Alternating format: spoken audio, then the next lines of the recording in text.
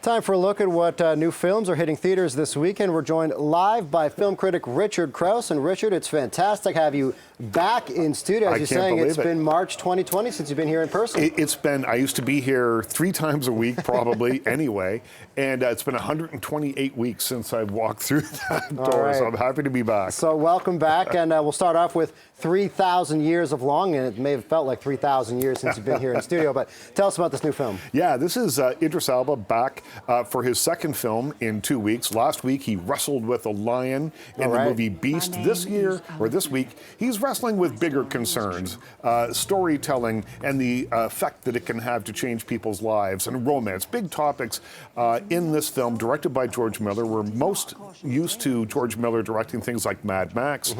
He created that franchise, but he's also directed Babe, A Pig in the City, The Witches of Eastwick, lots of other films like that. So he has a hand in all sorts of different genres, and this is something new for him. It's a romantic fantasy about a woman, played by Tilda Swinton, who finds a genie in a bottle, played by Idris Elba, and he says, I'm going to grant you 3 wishes. He's a genie. She says, I don't want your 3 wishes. I know what happens. You have to be so careful. They always go the wrong way. I don't want them. So he tells her stories from his life to try and lure her in to making 3 wishes.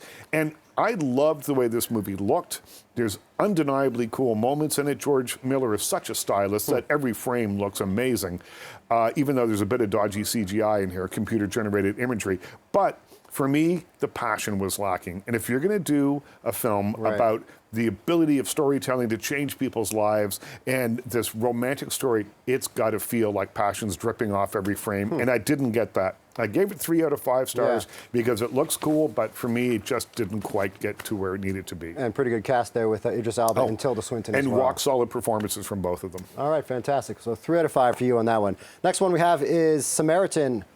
This is Sylvester Stallone. Okay. And he plays a guy named Joe Smith, living in a town called Granite City, and things are going really, really poorly in Granite City.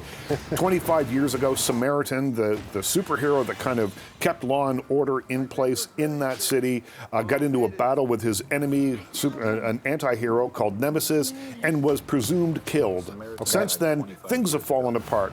Cut to present day, there's a 13-year-old boy who is convinced that Joe Smith is Samaritan, the superhero, in hiding. And it's his mission, I guess, to get Joe Smith out there, don the superhero cape again, and rescue Granite City.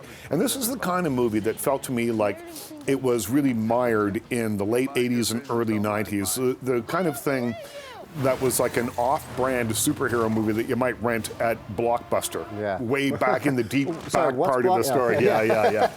And so it's a movie that feels a little bit old-fashioned, a lot old-fashioned, but I got kind of a nostalgic rush out of it. And the fight scenes are okay, which is what you're paying for when you see a movie like this. It's on Amazon Prime right now. If you set your expectations very low, like in the basement low, I think you might have a good time with this, because it's always fun to see Sylvester Stallone grappling with life's big issues. So Samaritan, I give it 2.5 stars, and it's on Amazon Prime right now. So you could just pull it up at home and enjoy it there. Yeah. All right, great stuff. And finally, you tell us about The Invitation. Yeah, this is a romantic vampire movie. So you have a woman, American woman named Evie, who mother has just passed away, and she has no other family. So she does a DNA test hoping to find someone out there, some long-lost cousin or something. And it just so happens that she has a whole branch of the family that she knew nothing about in England. They convince her to come over to go to a wedding. It's in this Downton Abbey-style home. It's beautiful. It's well-appointed. She's treated really well until she finds out that it's inhabited by a nest of vampires, and she's meant to be made one of them. And so the trailer gives away everything that I've just told you about the movie.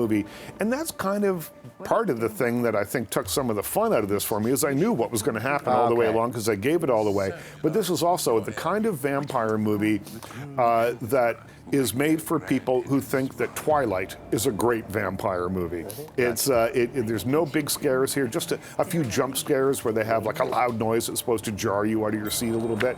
Other than that, there's not a lot going on here, so I give it 2 out of 5 stars, and it's in theaters this weekend. All right, so a few options there, all seem a bit different, so regardless of what you're looking for, you can go check them out. Absolutely. Richard, thanks so much, and glad to have you back in studio. Glad to be here, it's fun, thanks.